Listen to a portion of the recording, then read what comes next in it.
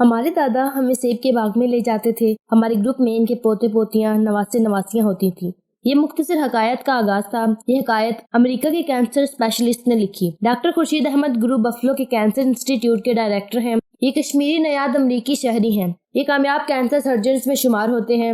دنیا کے نامور ماہنامے ریڈرز ڈائجسٹ نے گزشتہ ماہ 22 کامیاب لوگوں کے ایسے واقعات شائع کیے جنہوں نے ان کی زندگی میں انتہائی اہم کردار ادا کیا. یہ واقعات بنیادی طور پر وہ مشورے ہیں جو مختلف حضرات نے ان لوگوں کو مختلف ادوار میں دیے. ان لوگوں نے ان مشوروں کو پلے باندھ لیا اور یہ مشورے بعد ازاں کامیاب لوگوں پر زندگی کے بند دروازے کھولتے چلے گئے. ریڈرز ڈائجسٹ نے یہ 22 مشورے ایک جگہ جمع کیے اور اسے آرٹ آف لیونگ یعنی زندگی گزارنے کا فن کا نام دے دیا. یہ 22 مشورے واقعی شاندار ہیں لیکن مجھے ڈاکٹر خورشید گرو کے مشورے نے زیادہ متاثر کیا. ان کا کہنا تھا، میں کشمیر میں پیدا ہوا. ہمارے دادا اپنے پوتے پوتیوں اور نواسے نواسیوں کو اپنے سیب کے باغ میں لے جاتے تھے. باغ میں پرندے چونچوں سے سیب خراب کر جاتے تھے. سیب داغی ہو جاتے تھے اور یہ داغی سیب مارکیٹ میں نہیں بیچے جا سکتے تھے. ہمارے دادا جی داغی سیب توڑتے، چاقو سے سیب کا خراب حصہ کاٹ کر پھینکتے اور صاف حصہ میں کھانے کے لیے دے دیتے. ہمیں دادا کی حرکت بری لگتی تھی. ہم نے ایک دن ڈرتے ڈرتے دادا سے پوچھا، دادا جی آپ ہمیں خراب سیب کیوں کھلاتے ہیں؟ دادا جی مسکرائے اور پیار سے بولے،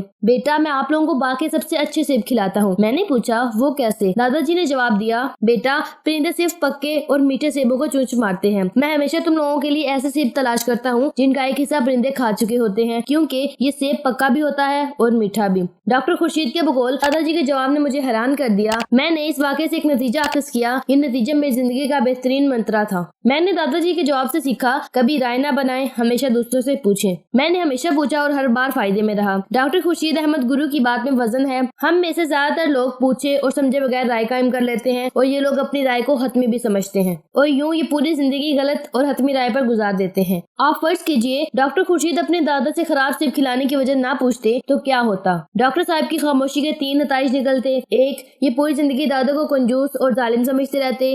2، یہ زندگی کے اس شاندار ترین منترے سے محروم رہتے جس نے آنے والے دنوں میں ان کے راستے کی تمام رکاوٹیں دور کر دیں. اور 3، یہ پرندے اور سیب کے درمیان رشتے کو کبھی نہ سمجھ پاتے. یہ پوری زندگی اس فاگ وزڈم سے محروم رہتے. پرندے ہمیشہ میٹھے اور پکے پھل پر چونچ مارتے ہیں. لہٰذا آپ اندازہ کیجئے ڈاکٹر خورشید کے ایک سوال نے ان پر دانائی کے کتنے راستے کھول دیے. ہمارا سب سے بڑا آرٹ آف لیونگ سوال ہے. کیوں؟ کیونکہ سوال دنیا میں دانائی کا سب سے بڑا سورس ہے. آپ کو سوال کرنے والے دنیا میں کبھی خالی ہاتھ نہیں ملیں گے. آپ اس سلسلے میں سقراط کی مثال لے لیجئے. سقراط کا پورا فلسفہ سوالوں پر مشتمل تھا. وہ پوچھنا شروع کر دیتا تھا اور الجھنوں کی گتھیاں سلجھتی چلی جاتی تھی اور اس کے گرد علم کا انبار لگ جاتا تھا. سقراط نے ثابت کیا سوال علم ہوتا ہے. یہ پوچھنے والوں کو عالم بنا دیتا ہے. سوال غلط فہمیاں ختم کرنے کا سب سے بڑا ذریعہ بھی ہوتا ہے. ہم زندگی میں سینکڑوں مرتبہ غلط فہمیاں پال لیتے ہیں. غلط فہمیاں تعلقات کا زنگ ہوتی ہیں. ہم انسان شروع میں غلط فہمی کا شکار ہوتے ہیں. ہم پھر اس غلط فہمی کو بنیاد بنا کر رائے قائم کر لیتے ہیں. یہ رائے آہستہ آہستہ پکی ہوتی جاتی ہے اور ہم بعد ازاں اپنی زندگی کی گاڑی اس رائے کی سڑک پر دوڑانا شروع کر دیتے ہیں.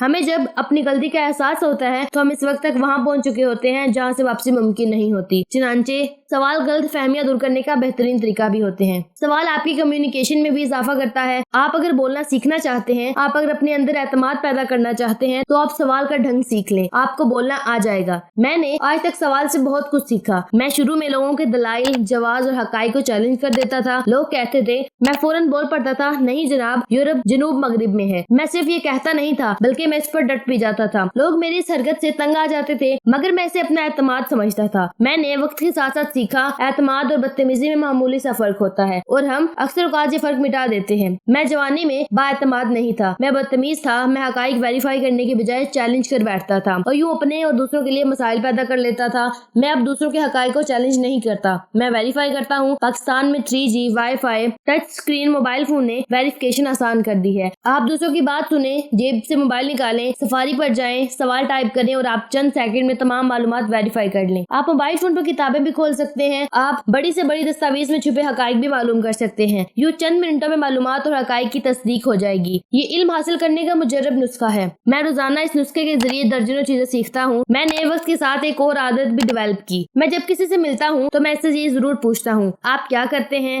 وہ شخص جس شعبے سے وابستہ وابستہ ہوتا ہے میں اس سے اس شعبے سے متعلق سوال کرنے لگتا ہوں، وہ بتاتا جاتا ہے اور میں سیکھتا ہوں۔ مجھے جہاں شک ہوتا ہے میں وہاں سفاری کھول کر بیٹھ جاتا ہوں۔ آپ بھی زندگی میں چیلنج کرنا بند کر دیں، ویریفیکیشن شروع کر دیں، آپ کی زندگی بھی سکھی ہو جائے گی اور آپ کے علم میں بھی اضافہ ہوگا۔ میں نے ایک نسخہ اپنے دوست ڈاکٹر صداقت سے بھی حاصل کیا۔ ڈاکٹر صاحب کامیاب بھی ہیں اور اچھے اور نفیس انسان ہیں۔ مجھے ایک بار ڈاکٹر صاحب کی کوئی بات اچھی نہ لگی، میں ان سے فاصلے پر چلا گیا۔ ڈاکٹر صاحب نے چند دن بعد فون کیا اور مجھ سے کہا، مجھے لگتا ہے آپ کو فلاں بات اچھی نہیں لگی، آپ مجھ سے خفا ہیں۔ میرا قطعاً یہ مقصد نہیں تھا، میں آپ کو یہ بتانا چاہتا تھا۔ میں نے بھی اپنا دل کھول دیا، میں نے اسے شکوہ کیا۔ ڈاکٹر صاحب نے وضاحت کی اور یوں بات ختم ہو گئی۔ آپ فرض کیجئے اگر ڈاکٹر صاحب مجھے فون نہ کرتے تو ہمارے درمیان موجودہ گرہ کتنی مضبوط اور بڑی ہو جاتی، یقیناً ہمارے تعلقات کمزور ہو کر ختم ہو جاتے۔ میں نے ڈاکٹر صاحب کے فون کو نسخہ بنا لیا۔ مجھے اب جو ہی کسی کی طرف سے سرد مہری کا احساس ہوتا ہے تو میں فوراً اس سے رابطہ کرتا ہوں، یوں گلے شکوے ہوتے ہیں اور معاملہ ختم ہو جاتا ہے۔ میں اپنے دوستوں کو جب بھی غلط فہمیوں کے گرہوں میں پھنستا دیکھتا ہوں تو میں انہیں دوسروں سے رابطے کا مشورہ دیتا ہوں اور یہ رابطہ ہمیشہ کارآمد ثابت ہوتا ہے۔ ہم میں سے اکثر لوگ یہ شکایت کرتے ہیں، لوگ میری بات سمجھ نہیں پاتے، میں لوگوں کو سمجھانا چاہتا ہوں مگر سمجھا نہیں پاتا، میرا ابلاغ کمزور ہے،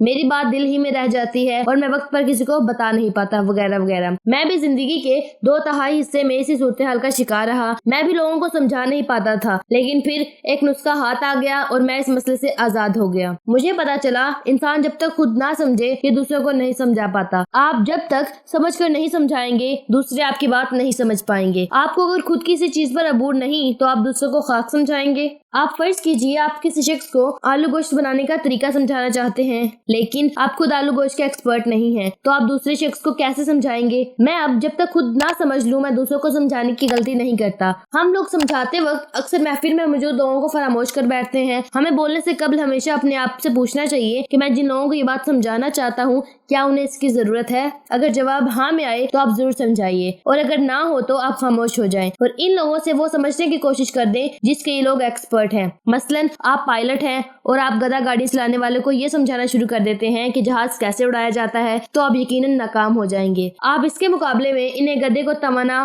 گدھا گاڑی کو مضبوط بنانے کا طریقہ سمجھائیں گے تو یہ لوگ چند منٹ میں سمجھ جائیں گے۔ چنانچہ سمجھانے سے قبل آپ کا سمجھنا بھی ضروری ہے اور آپ جن لوگوں کو سمجھانا چاہتے ہیں ان لوگوں کا بیک گراؤنڈ سمجھنا بھی ضروری ہوتا ہے۔ آپ اگر زندہ ہیں تو آپ کو روزانہ نئی بات سیکھنی چاہیے۔ یہ نئی باتیں آرٹ آف لیونگ کہلاتی ہیں۔ یہ آرٹ آف لیونگ کشمیر جیسے دور دراز علاقوں کے نوجوانوں کو ڈاکٹر خورشید کی طرح کینسر اسپیشلسٹ بناتا ہے۔ آپ بھی کھڑکی کھولیں، آپ بھی کامیاب ہو جائیں گے۔